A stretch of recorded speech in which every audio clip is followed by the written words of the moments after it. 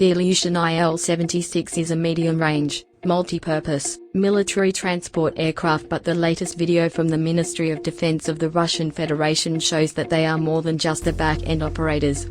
The video shows practical bombing and firing from aerial cannons at ground targets carried out by the IL-76 crews in the Tver region of Russia as part of a control check. The flight altitude varied from 300 to 1,000 meters, and the speed exceeded 500 kilometers height, the Defense Ministry said.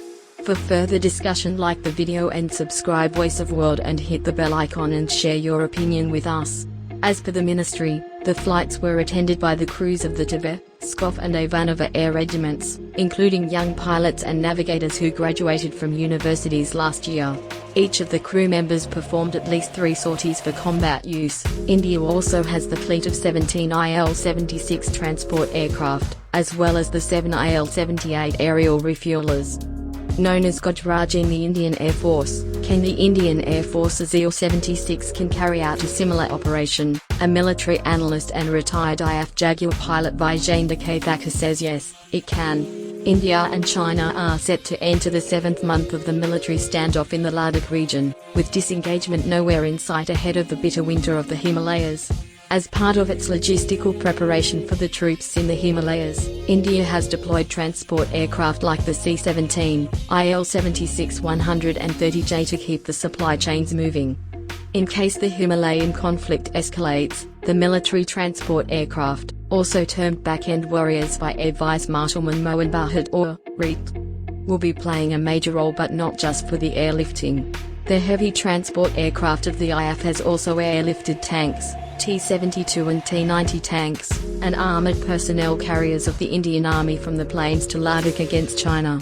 Recently, the video had emerged of IL-76 aircraft landing at an airbase in Ladakh. Indian Air Force had procured these aircraft from the erstwhile Union of Soviet Socialist Republics, USSR, between 1985 and 1989. Their first overhaul was due after 5 years of induction, which was later extended to 10 years. A report in the Tribune says that the Indian Air Force continuing flying its IL-76 heavy lift aircraft well past the expiry of their prescribed technical life may be compromising operational missions, posing a high risk to human life as well as aircraft. However, as per the long-serving Il-76 has had an accident-free innings in the IAF, a fact that most miss. As per Air Vice Marshal Arjun Subramaniam, a retired fighter pilot from the IAF, in 2018, the Indian Air Force had sought the Defense Ministry's approval for a comprehensive upgrade of IL-76 transport aircraft and IL-78 aerial refuelers, as per a report in the Economic Times. As per the sources quoted in the report, the upgrade would have included new engines for the aircraft that will substantially increase its service life by up to 15 more years. Thank you for watching Voice of World, and what you think just write down in the comment box.